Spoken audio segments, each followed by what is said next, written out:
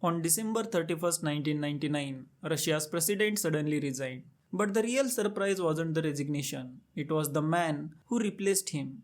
Most Russians barely knew his name, yet within months he would become the most powerful man in Russia. That man was Vladimir Putin. So how did a quiet former spy suddenly ended up leading an entire country?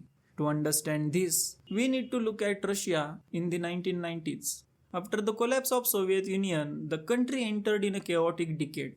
The economy crashed, millions lost their savings, and crime was increasing across the country. Many Russians believed their nation had become weak, and at the center of this crisis was the President Boris Yeltsin. By the late 1990s, he was deeply unpopular, his health was failing, and political scandals surrounded his government. Russia needed stability, but nobody knew who could provide it. Then a quiet figure from the security services entered into the national politics. His name was Vladimir Putin. Before politics, he worked for the Soviet intelligence agency, the KGB. After the Soviet Union collapsed, he worked in a local government in St. Petersburg.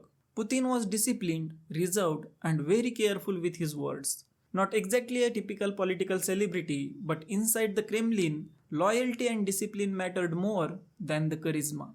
In 1999, Boris Yeltsin appointed Putin as Russia's prime minister. At the time, most Russians barely noticed, but the events were about to change that very quickly. Just months after becoming prime minister, Russia faced a serious crisis. A new conflict erupted in Chechnya. Militant groups attacked Russian territory. Then a series of deadly apartment bombing shocked the entire country. Fear spread quickly. Many Russians demanded a strong leadership, and Vladimir Putin responded with a clear message. Russia would strike back hard. His tough response during the Second Chechen War quickly increased his popularity. The quiet bureaucrat suddenly looked like a decisive leader. But inside the Kremlin, something unexpected was about to happen. On the December 31st, 1999, President Boris Yeltsin appeared on the national television. And he made a shocking announcement. He was resigning immediately. Russia was stunned, but the constitution had a simple rule. If the president resigns, the prime minister becomes an acting president, which meant Vladimir Putin suddenly became Russia's leader overnight. Yeltsin also publicly supported him as his successor. 3 months later, Putin won the presidential election. The little-known prime minister had now become a... Once in power, Vladimir Putin moved quickly to strengthen the central government. He reduced the influence of regional leaders and challenged several powerful oligarchs.